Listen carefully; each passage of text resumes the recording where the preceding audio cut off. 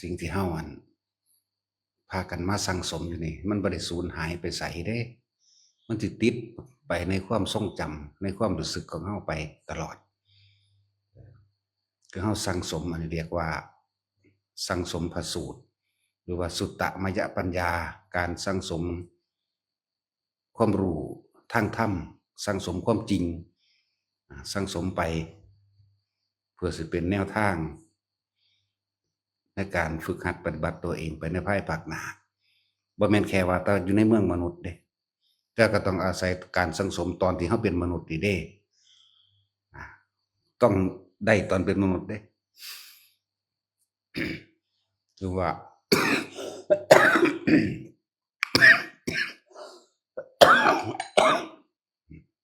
ก็จะไอก็ไอแล้วเด้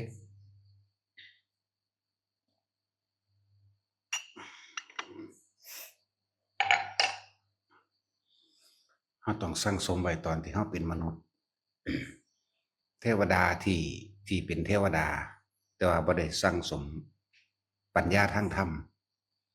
ส่วนตอนตอนเป็นคนธรรมดาของเขาเนี่ยยกตัวอย่างเช่นพวกฤาษีชีไพรทั้งหลายแต่ว่าบ่ได้ยินดีในธรรมของพระพุทธเจ้านะคือว่าเขาเบิดอายุไปปุ๊บเขาก็ไปเป็นเทวดามั่งไปเป็นพรหมมั่งพวกนี้สิบ่ได้ต่อยอดข้างบนเด้เพราะว่าเขาบ่มีทุนบ่มีพื้นฐานตอนเป็นมนุษย์บ่มีทุน คือบ่ได้ฟังจดจำอริยสัจสี่ปฏิจจสมุปบาทบรรลุอนิจจังทุกขังอนัตตาบ่ฟังอนัตตลักษณสูตรอธิตปริยายสูตรจังซี่นี่เป็นต้นเขาสิบ่มีสิ่งเหล่านี้เป็นทุนพื้นฐานของเขาว่าพวกเป็นพรหมก็พรหมไปเลยพรหมแบบบ่รับรู้หยังบ่สนใจหยังกูสิอยู่อิ่มเอิบอยู่กับอาการปิติเป็นอาหาร นั่นแหละเทวดากะเป็นคนที่มีใจจิตใจเมตตาดีอยู่มักช่วยเหลือมักแบ่งปันซอยเหลือแบบนั้นแบบนี้แต่ว่าบ่เข้าถึงอริยสัจสี่บ่เข้าถึงทุกข์สมุทัยนิโรธมรรคบ่รู้จักปฏิจจสมุปบาทบ่รู้จักอนิจจังทุกขังอนัตตาบ่รู้จักคำว่าเหตุเกิดของสัตว์เกิดแบบนี้ทุกข์เป็นแบบนี้สาเหตุทุกข์เป็นแบบนี้หนทางดับทุกข์บ่มีบ่ได้สั่งสมสิ่งเหล่านี้เมื่อเขาไปเป็นเทวดาเขาก็เพลินมั่วเมาอยู่กับกับกามจนมากเพราะฉะนั้นชื่ออื่นว่ากามาพจรสวรรค์มีแต่ความสุขมีแต่ความพึงพอใจในรสแห่งกามบ่ว่าสิเป็นรูปรสกลิ่นเสียงอยู่ข้างบนนะส่วนพวกเฮาเมื่อได้ยินได้ฟังสั่งสมสิ่งที่มันสามารถเป็นหนทางออกจากการเวียนว่ายแต่เกิดได้นี่มันเฮาบ่ถึงอาจจะไปตกข้างสวรรค์ชั้นใดชั้นหนึ่งนะ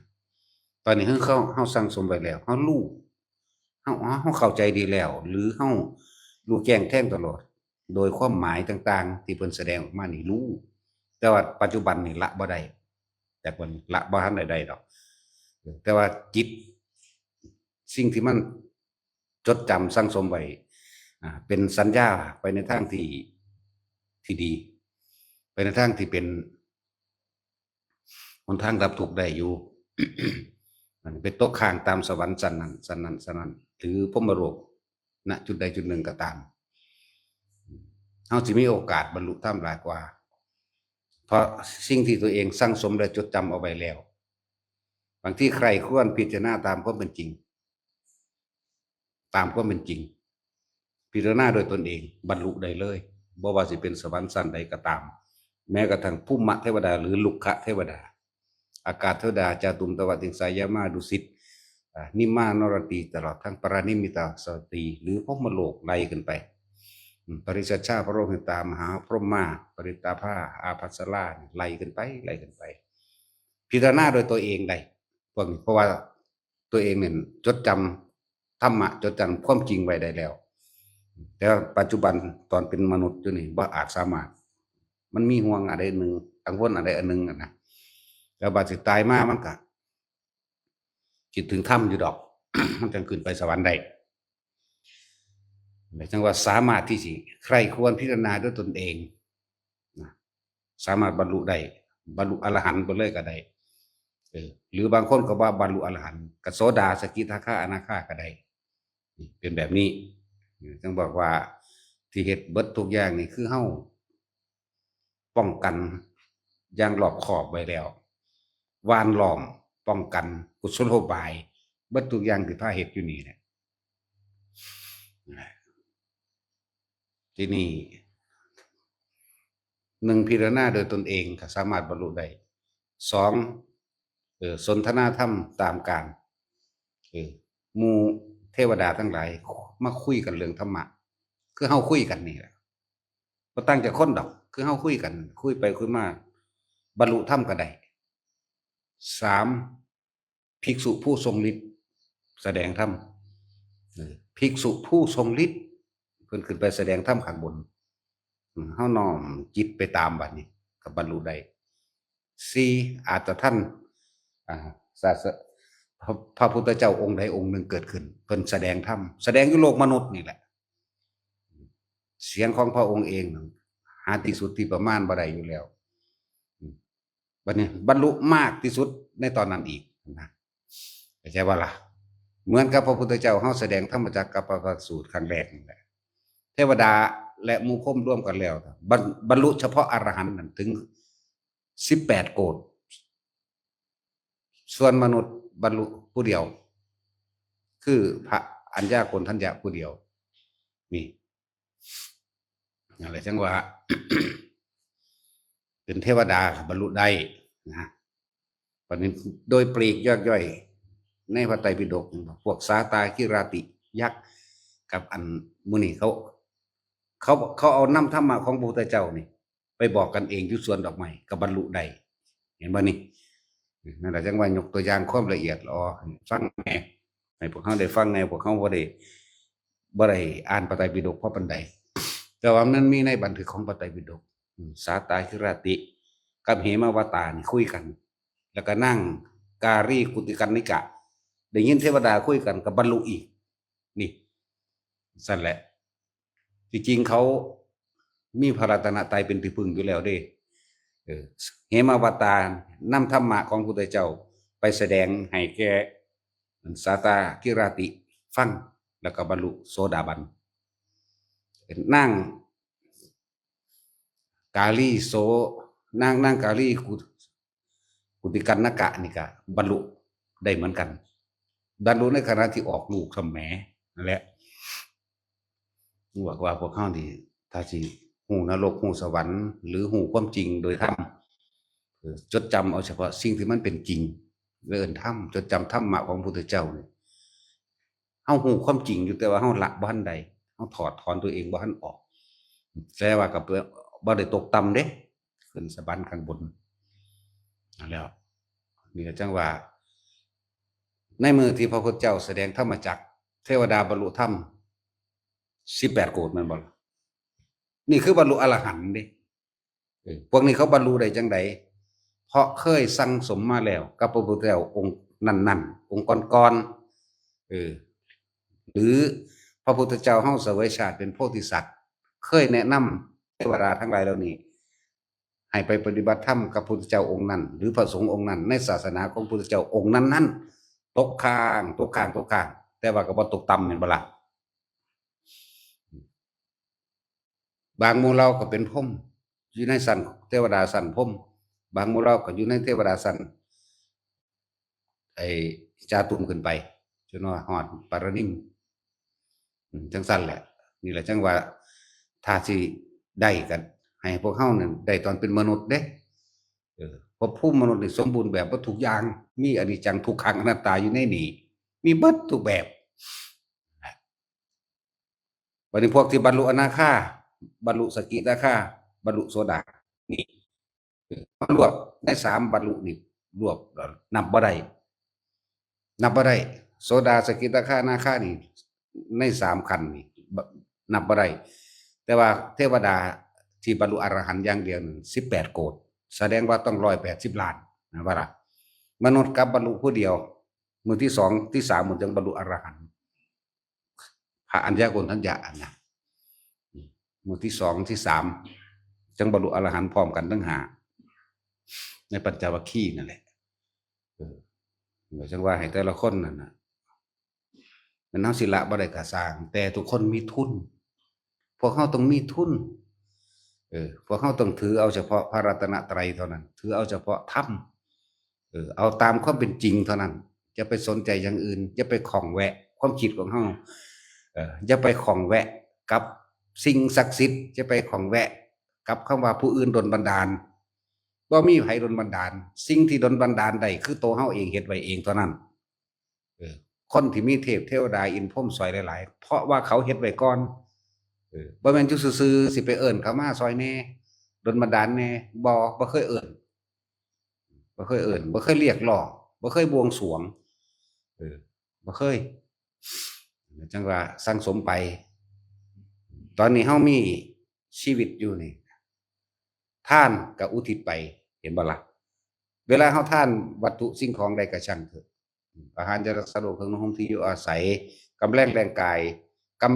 กายในการสร้างศาสนวัตถุต่างๆหรือท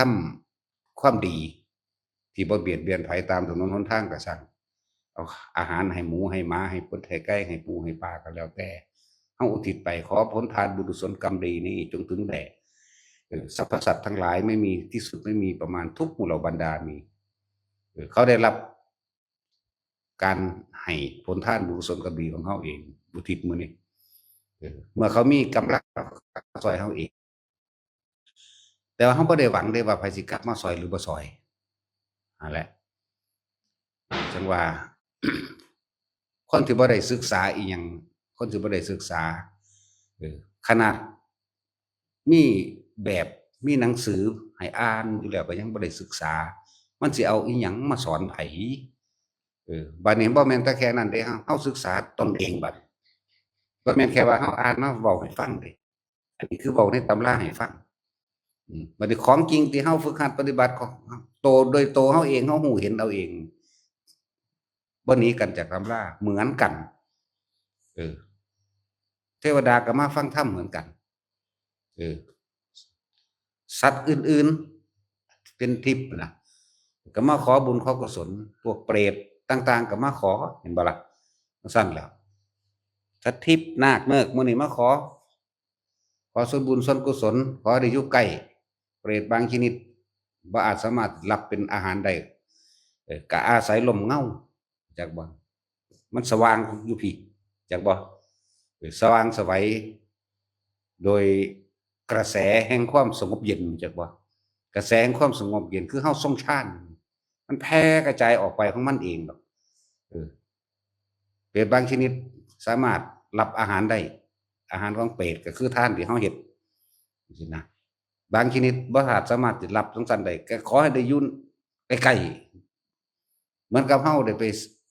เซาห่มไม้ใหญ่แหมมันก็เย็นแน่น่ะแม่นบ่ล่ะมันต่างกันเด้เทิงตากแดดเทิงร้อนเทิงเหี่ยออกเทิงหิวเห็นบ่อันนี้ได้เย็นอยู่เนื้อหนังเย็นแต่ว่าท้องหิวแน่มันก็ยังดีกว่ากันอยู่แม่นบ่ล่ะจังซั่นแหละนี่คือประสบการณ์เฮาเองนะที่ฮู้มาเห็นมาก็บ่ต่างกันเด้บัดนี้กับในพระไตรปิฎกนั่นแหละจังว่าคนที่โดยเฉพาะภิกษุนักบวชเข้ามาแล้วคันธาธุระนี่มันรู้จักอยู่บ่คันธาธุระนี่คือต้องศึกษาพระธรรมคำสอนธรรมบทต่างๆที่เพิ่นนำความจริงหรือประสบการณ์เพิ่นเองออกมาแสดงให้เฮาฮู้ความจริงฮู้ความเป็นไปเป็นมาถ้าบ่ศึกษาคันธาธุระวิปัสสนาธุระมันสิมีมาจากไสบัดนี้แม่นบ่ล่ะมันสิเอาอีหยังมาเป็นแบบอย่างมันสิเอาหยังมาเป็นคติตัวอย่างเพื่อสินำพาตัวเองออกจากทุกข์บางพวกบวชเข้ามาแล้วก็พูดไปหาเรียนไสยศาสตร์มนต์ดำมนต์แดงอิหยังไปพุ่นเนาะมันบ่เป็นของจริงไสยศาสตร์มันเป็นของจิตตัวมันเป็นกลลวงของพวกขี้ขลาดตาขาวเข้าใจบ่นี่ของคนตาบอดพวกนั้นพวกปัญญาอ่อนจังว่าถ้ามันมีจริงเขาสิทำการทำงานเขาสิสร้างอาวุธปืนระเบิดเขาสิสร้างจรวดนิวเคลียร์ขึ้นมาเฮ็ดหยังเขาก็เอาพวกนั้นต้องไปสู้กันโลดนั่นแหละ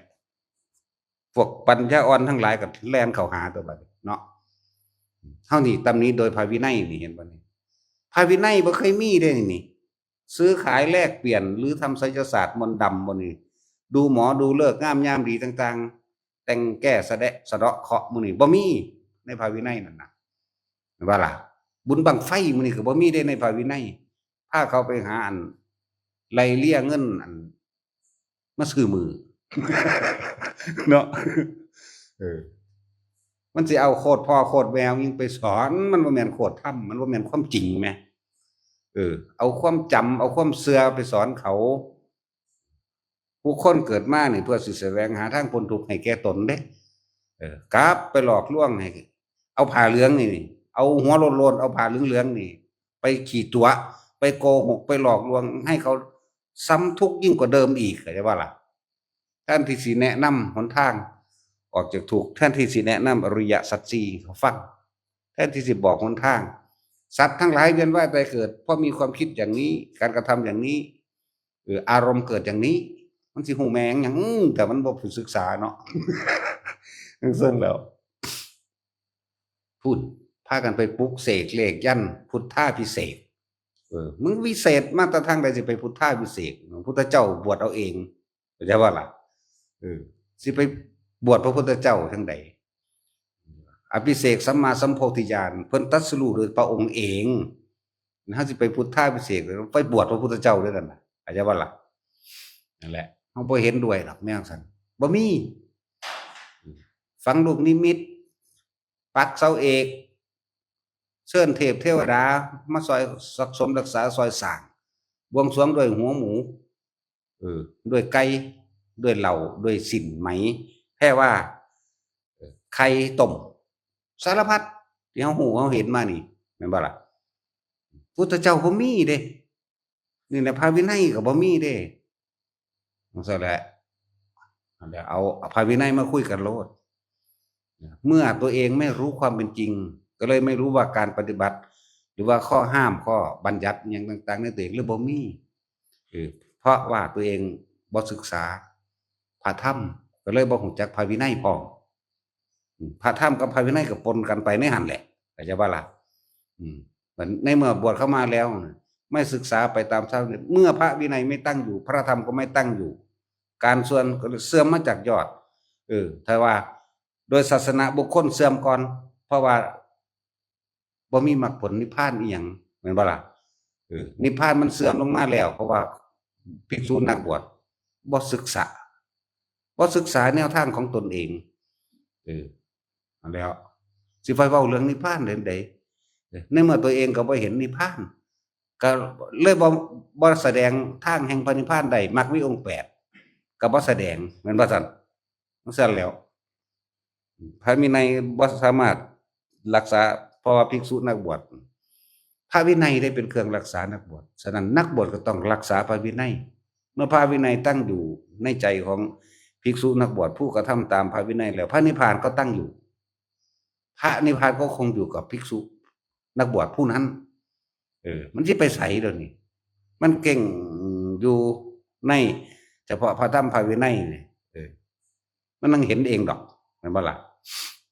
จังซั่นแล้วจังว่ามันมีอยู่ไสเขียนยันนั่นเขียนยันนี่ให้กันเนาะถ้ามันมีมันเป็นจริงมันศักดิ์สิทธิ์มันเฮ็ดได้จริงพระพุทธเจ้าเฮ็ดไว้แล้วเด้พระพุทธเจ้านี่พาเฮ็ดแล้วแม่นบ่สิสร้างโบสถ์สร้างศาลาจักอันจักอย่างเธอจงไปหาลูกนิมิตมาอานนท์เพิ่นก็ว่าแล้วตัวปานนี้แม่นบ่ล่ะบ่มีอานนท์ไปหาใบคูณใบยอมานะนี่บ่มีเด้ไปหาไสมา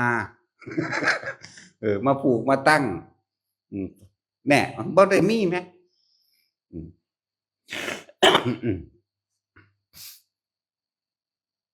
นั่นแหละจังว่า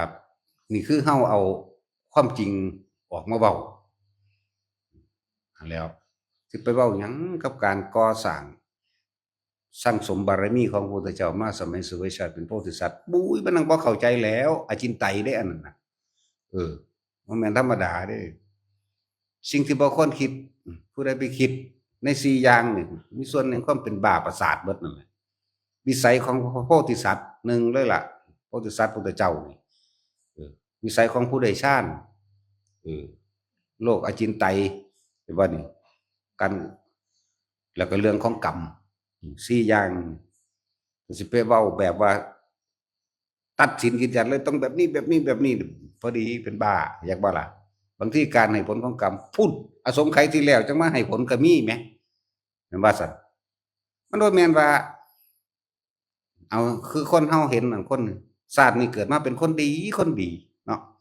เป็นคนที่บ่เบียดเบียนเป็นคนที่บ่ข่มเหงเป็นคนที่ทำมาค้าขายมีน้ำใจมักซอยเหลือแบ่งปันแต่กับถูกเขาโกงมั่งกับถูกเขาตีเขาข่าเป็น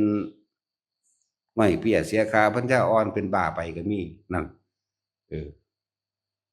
แต่สิบางที่ก็สิมาทวงบุญคุณจากการทำดีในศาสตร์นี้ได้บัดนี้มันบ่ล่ะโอ้ยเขาเป็นคนดีสิได้ว่าบุญรักษาเทวดาคุ้มครองสิได้ว่านั่นนี่แต่ของบ่มีญาณจังรู้มันบ่ซั่นบ่ไล่เบิ่ง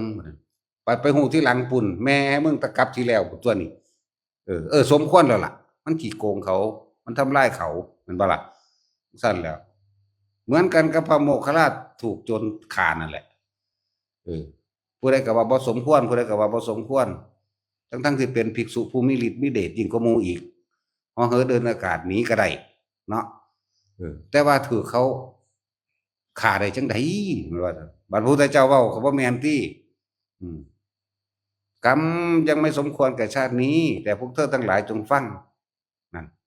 ผู้สมควรกับศาสตร์นั่นพอโมคคัลลาเอาพ่อเอาแม่ไปฆ่าแน่